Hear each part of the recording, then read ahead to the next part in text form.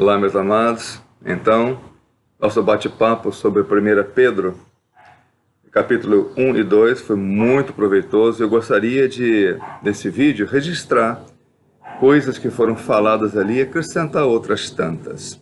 Dissemos que essa carta foi escrita pelo apóstolo Pedro e há nela um conjunto de crenças, de valores que nasce de um coração bem firmado em Jesus Cristo, um homem de caráter forte e disposto a tudo para que o Evangelho se propagasse em todos os lugares.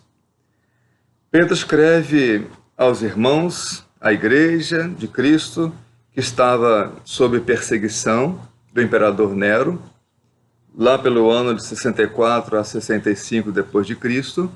E então, indo a várias localidades, Pedro então escreve para fortalecer o coração desse servo de Deus, de maneira tal que as adversidades, as durezas e coisa alguma desse mundo tirasse do coração deles o desejo de continuar num bom caminho da verdade. Não é isso, meus irmãos? Pois é. Então,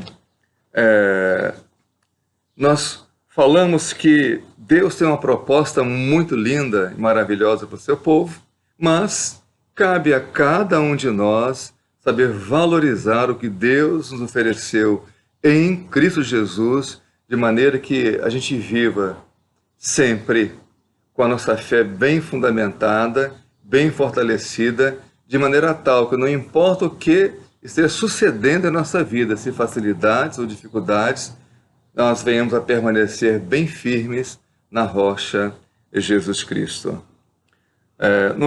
No capítulo 1 do verso 5, diz que nós somos guardados pelo poder de Deus mediante a fé para a salvação preparada para revelar-se no último tempo.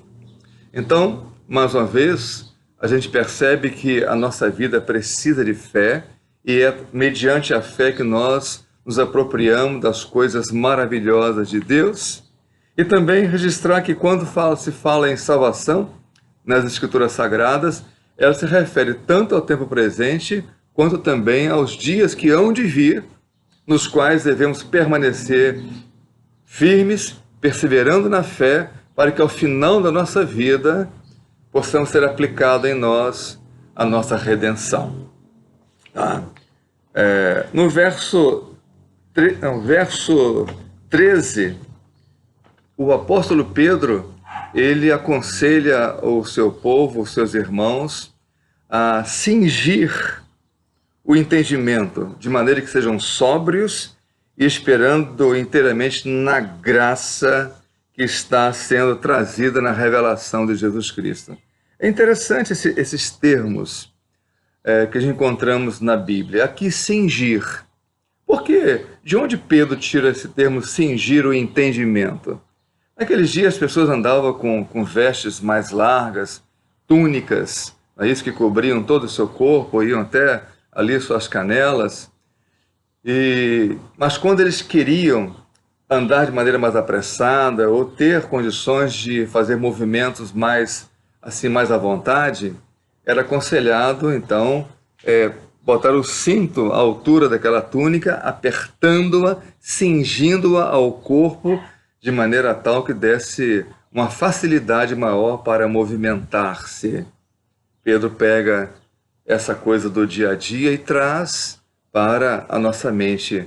A mente do cristão precisa estar bem cingida, com o cinto da verdade, para que possamos ter nossos movimentos bem coerentes com aquilo que o nosso Senhor espera de nós, de modo que possamos, agir, sermos então ativos na obra do Senhor, estarmos com nossas mentes cingidas o tempo todo, para que possamos estar, fazendo aquilo que Deus espera de cada um de nós.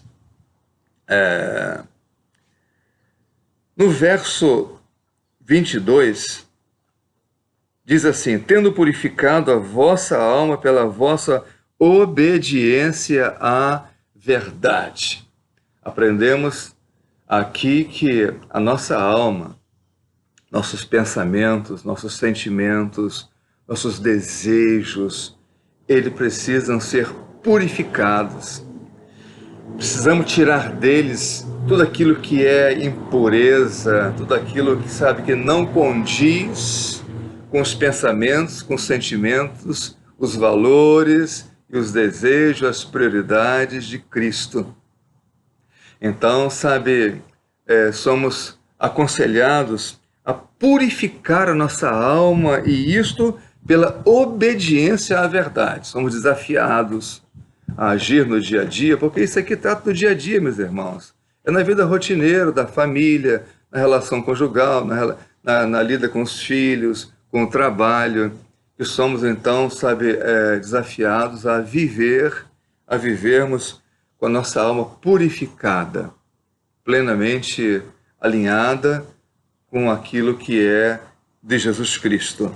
Não à toa que o capítulo 2, logo em seu princípio, o apóstolo Pedro já abre com outro tipo de exortação, de encorajamento para a sua igreja, quando ele diz assim: despojando-vos, portanto, de toda maldade e dolo, vão anotando, de toda hipocrisias e invejas e de toda sorte de maledicências.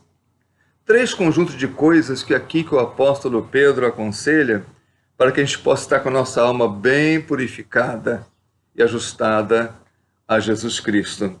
Ele diz que é necessário que a gente despoje. Ou seja, Pedro está admitindo que há dentro de nós coisas que não deveriam estar ali, que há sentimentos que não são próprios aos cristãos, que há desejos, alguns que só Deus sabe, que há pensamentos que são completamente estranhos aos pensamentos de Deus. E Pedro então diz: olha, você tem que despojar disso, você tem que tirar, é como se estivesse, sabe, tirando isso de você para que outras coisas possam ser trazidas. Primeiro, despojamos, tiramos de nós aquilo que não está adequado, para no lugar disso colocarmos as coisas adequadas aos cristãos, os bons pensamentos, os bons sentimentos, os bons desejos, de maneira tal que possamos ter boas prioridades e boas ações práticas de vida na presença do nosso Deus. Mas eu quero, meus irmãos, aqui falar um pouco sobre esse tipo de coisa que Pedro aconselha que saia de nós. Primeiro, maldade e dolo. Pedro está dizendo que não deve haver dentro de nós nada que nos conduza a ações maldosas e dolosas que gerem prejuízos aos irmãos. Isso aqui é muito importante, porque às vezes o cristão ele age de maneira, sabe, para resolver um problema, para pagar uma dívida, para ter solução a uma questão. Ele age de maneira escamoteada, até ilícita, e acaba lesando o irmão. Pedro fala: olha, cuidado com isso. Maldades e dolos não devem existir na vida de vocês.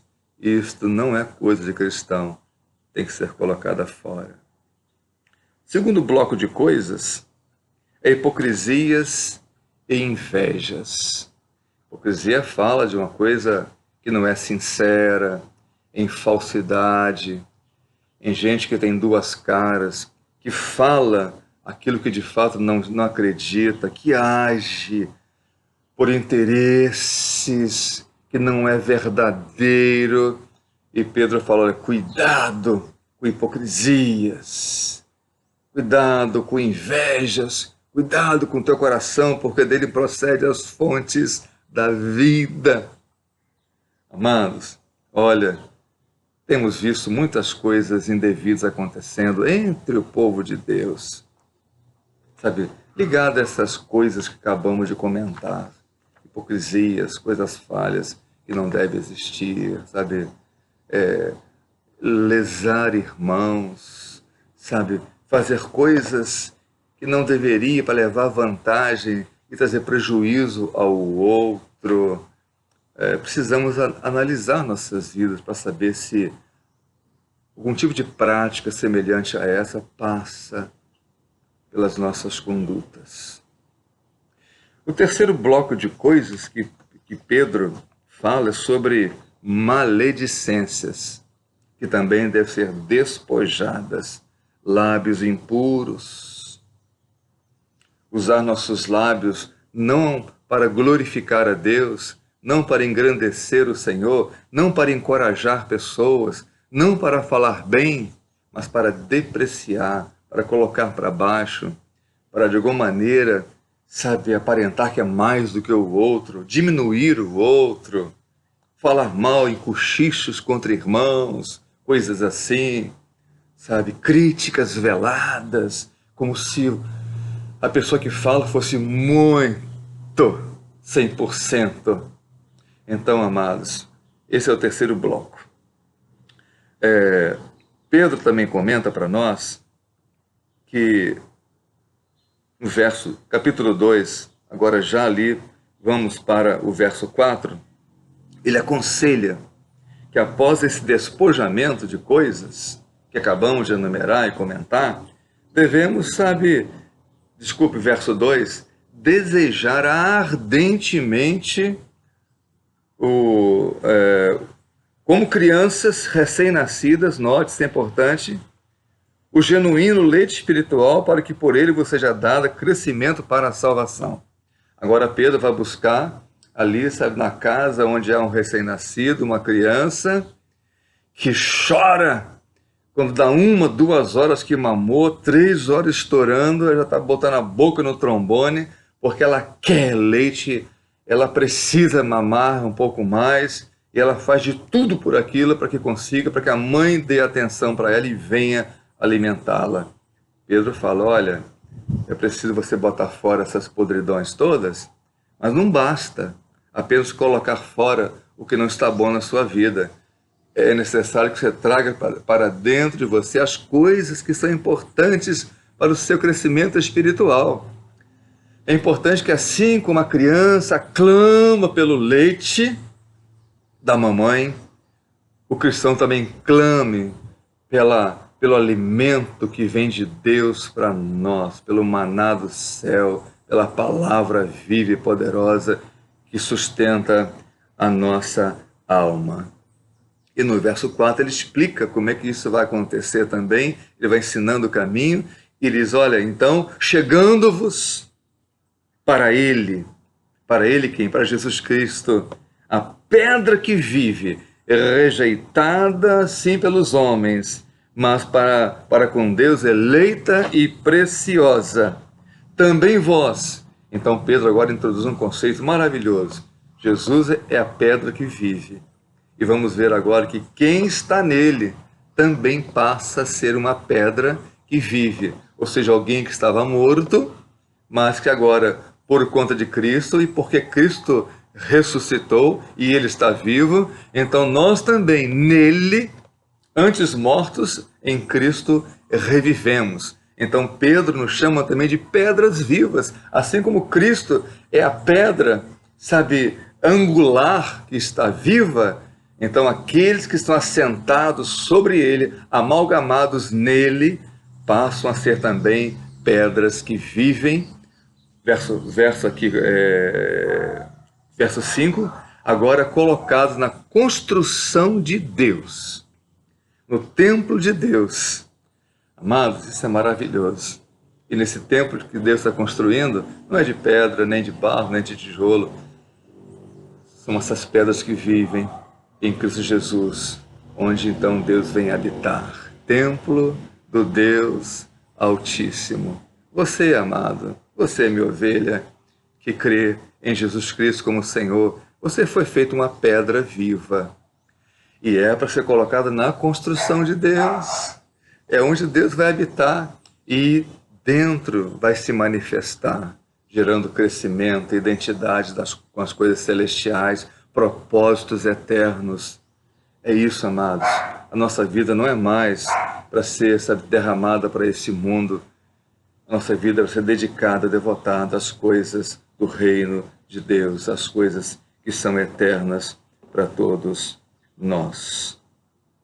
Depois, no capítulo 2, a gente vai avançar para o verso 11, quando novamente Pedro vai exortar agora essas pedras que vivem, que foram colocadas na construção de Deus, essas pessoas que se converteram a Cristo, que nasceram de novo, que ganharam em Cristo uma nova possibilidade na sua vida, que ganharam uma herança celestial, um novo reino, que está caminhando para a glória do Senhor. Agora, Pedro clama para que essa mente cingida, completamente, sabe, preparada para andar nos caminhos de Deus, agora que cada cristão funcione nesse mundo como um peregrino e um forasteiro. Um peregrino nesse mundo, estamos peregrinando, passando por ele, mas estamos indo para a nossa morada celestial. E como forasteiros, porque somos estrangeiros aqui agora, nascemos em um novo reino, fomos retirados do império das trevas e lavados pelo reino do Filho e do amor de Deus. Temos agora um novo destino. Temos uma nova origem em Cristo e temos um novo destino, que também é Cristo, é estar com Cristo. E então, com essa percepção, andamos aqui como peregrinos e como forasteiros. Que coisa maravilhosa! E Pedro continua, então, na sua ênfase, para que não darmos lugar às carnalidades, às coisas impuras deste mundo. E ele fala também nesse verso 11, sabe, como peregrinos e forasteiros que sois, ele exorta a nos abstermos das paixões carnais que fazem guerra contra a alma. Sim, amados, Pedro continua no mesmo pensamento. A visão são aqueles irmãos que estão fugindo da perseguição, tempos difíceis, talvez com a vontade de se ajustar ao mundo para fugir da perseguição. Pedro falou, cuidado, vocês têm uma herança eterna, têm um destino eterno. Vivam aqui com fé, purificando as suas almas, e saibam que a carne de vocês pede coisas que não devem, coisas que não contribuem para o crescimento espiritual de vocês. A carne pede coisas que militam, que fazem guerra contra a sua alma, contra a pureza da sua alma, contra os pensamentos sadios, contra os sentimentos adequados e contra os desejos que são de Deus. A vontade de Deus é totalmente necessária a cada um de nós. Mas a carne, os interesses da carne, militam contra essa alma sadia, a moda de Deus. E Pedro avança no verso 12, ele recomenda também que haja um procedimento exemplar no meio dos gentios.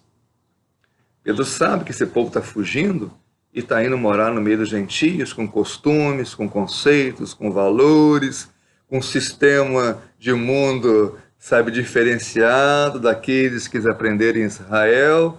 Então ele fala, olha, mantenha, sabe, um procedimento exemplar no meio dos gentios, porque naquilo que eles criticam, falam mal de vocês, eles percebam que não é nada disto, e observando a maneira como vocês vivem, a maneira como vocês fazem seus negócios, a maneira como vocês, sabe, agem com sinceridade, com verdade, com justiça, então eles venham a glorificar a Deus por conta do testemunho de vocês. Que coisa maravilhosa. No verso 13, ele fala algo que às vezes é muito difícil, não é isso? Ele diz, sujeitai-vos a toda instituição humana por causa do Senhor, não porque está com vontade, não porque é agradável, mas é para dar testemunho, é para que o nome de Deus não seja, sabe, vituperado, para que não fale mal de Deus vendo o testemunho dos seus servos. É o que está aqui no verso 13, não é isso? Então, ele avança, e no verso 17, quero me deter para falar aqui coisas importantes, porque há quatro verbos aqui que devemos destacar. Primeiro, o verbo tratar. Tratai todos com honra. O segundo é amar. Ame os irmãos. O terceiro é temer. Tema a Deus. E o quarto é honrar. Honre o rei. Olha que interessante, meus irmãos. Tratar com honra a todos. Primeiro verbo é tratar. Trate todos com honra. Amados, todos os homens são criatura de Deus. E somente por conta disso devem ser muito considerados, na linguagem bíblica, devem ser honrados por serem criatura de Deus. Às vezes deixamos passar isso, perdemos a percepção dessa clareza, desse fato, e desonramos pessoas. E ao desonrarmos pessoas, de certo modo também, desonramos o Criador delas. Então, primeira instrução do verso 17, trate a todos com honra. Mas, pastor, é tão complicado, tão pessoas difíceis, tem pessoas com temperamento muito ruins, tem isso. Sim, é verdade. Ninguém é igual a ninguém.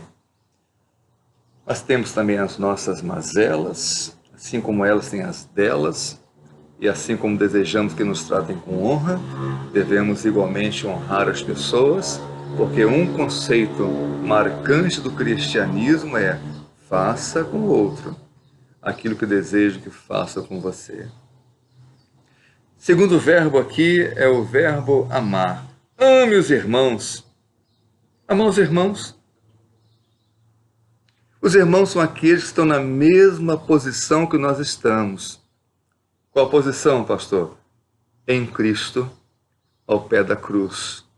Todos estamos ao pé da cruz, nos renovando o entendimento, crescendo na vida espiritual, caminhando cada um com a sua dinâmica e na sua velocidade, e muitas vezes até com prioridades diferentes, mas todos estamos ao pé da cruz, todos estamos em Cristo, todos dependemos de Cristo, então somos nivelados pela cruz. E a instrução é: ame seus irmãos. Faça a eles o que você gostaria que fizessem a vocês. Isso, meus irmãos, amar os irmãos, assim como eu me amo, então assim como eu procuro o meu bem, eu devo procurar o bem do meu irmão. Assim como eu procuro satisfazer necessidades que são minhas, na medida que me for possível, eu devo também trabalhar para atender às necessidades dos meus irmãos. Isso é cristianismo. O terceiro verbo é temer. É temer a Deus. Por que temer a Deus? Eu não devo amar a Deus? Sim, deve amar a Deus acima de todas as coisas, com toda a força do seu ser. Esse é o primeiro grande mandamento. Mas por que temer a Deus? Porque Ele, além de Criador e sustentador de tudo que existe, Ele também é juiz. Ele vai julgar a todos nós. Ele dá sentença. Ele Ele dá pena. Então, meus irmãos, devemos temer a Deus. Deus não se deixa escarnecer. Deus é Deus. Ele é o Senhor dos senhores. E como tal, Ele precisa ser, temido. Esse temer, meus irmãos, é ser reverenciado. Devemos olhar para Deus não com medo, mas com essa reverência por enxergar nele, ou ver nele a grandeza que é própria dele, o poder, a glória, o domínio, a majestade, a soberania. Então eu temo, porque ele, sempre lembrando que ele é reto juiz de todos nós. E ele, com certeza, ele dá a sentença a cada um, com base na justiça. E, finalmente, honrar o rei. Por que honrar o rei? O rei aqui simboliza a pessoa que está investida de algum tipo de autoridade. Toda pessoa que está investida de algum tipo de autoridade, ela precisa ser respeitada, aqui no linguajar, honrada, considerada, apreciada, para que vivamos de maneira ordeira. Há aqui implícito uma instrução para que não hajam rebeliões, para que não hajam conflitos, para que não hajam armações contra, mas honrar as pessoas que forem investidas com autoridade e clamar aos céus quando julgarmos que elas não estão se havendo bem no seu papel, porque se Deus coloca ou permite que ela seja aquela função, Ele é o mesmo Deus que também permite que ela saia. E nada melhor do que o clamor da igreja do Senhor, do que o clamor daquela que representa os interesses de Cristo nesta terra. Orar, interceder, tem mais peso diante de Deus do que tramóias, rebeliões ou coisas semelhantes a estas. Depois, Pedro, já estamos avançando para o final do capítulo 2, no verso 18, ele dá uma palavra aos servos, aqueles que estão, sabe, em servidão a outras pessoas. Ele diz, olha, sejam submissos, com todo temor no vosso temor ao vosso Senhor, Senhor aqui com S minúsculo, o Senhor, senhorio aqui desse mundo. Não somente se for bom e cordato, mas também ao perverso. Olha que interessante, meus irmãos. Ser cristão não é para qualquer um, não. Ser cristão não é assim, sabe, de qualquer jeito, não. Pedro está aconselhando, olha, respeite o teu senhorio, submeta-se a ele. O que ele ordenar que você faça, faça. Obviamente, aquilo que não contradiga a lei de Deus, pois a lei de Deus para nós é a lei maior. Mas aquilo que não estiver, sabe, em conflito com a lei de Deus, devemos obedecer aos nossos senhores, aqueles que estão sobre as nossas vidas. E para finalizar, meus irmãos, no verso 24 e o 25, há um último conselho de Pedro para que a gente viva para a justiça. Que a gente viva de tal maneira que a gente honre o nosso Senhor, que é o justo Senhor. Porque Ele, que é justo, morreu por nós, vivendo de maneira piedosa, justa, santa. E nós, de maneira semelhante, devemos viver nesse mundo, vivendo na justiça da lei de Deus, para agradar o nosso Senhor. E Pedro lembra, porque antes, quando vocês estavam lá no império das trevas, vocês eram pessoas desgarradas, perdidas, sem herança, sem Deus nesse mundo, sabe? Mas agora vocês se converteram ao bispo e pastor da vossa alma. E quem se converte ao bispo, ao superintendente, aquele que faz a superintendência da nossa alma, e aquele que apacenta a nossa alma, deve viver tendo o alvo de andar nos caminhos da justiça de Deus. Terminamos aqui, foi quase que uma pregação, mas o capítulo 1 e 2 tem muitas coisas proveitosas, e fica aí para vocês como uma reflexão do que já tratamos nesses 2 capítulos de 1 Pedro. Que Deus te abençoe ricamente, em nome de Jesus.